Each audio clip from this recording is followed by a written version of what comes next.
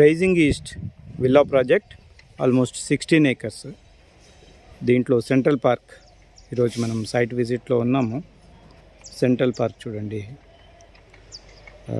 దీంట్లో పల ల్యాండ్స్కేపింగ్ అదంతా కూడా ఎక్సలెంట్గా బ్యూటిఫుల్గా వచ్చింది.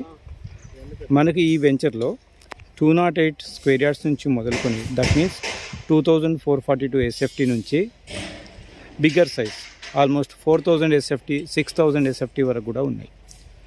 డూప్లెక్స్ ఉన్నాయి, ట్రిప్లెక్స్ ఉన్నాయి, విత్ లిఫ్ట్ ఫెసిలిటీ కూడా ఇస్తాము.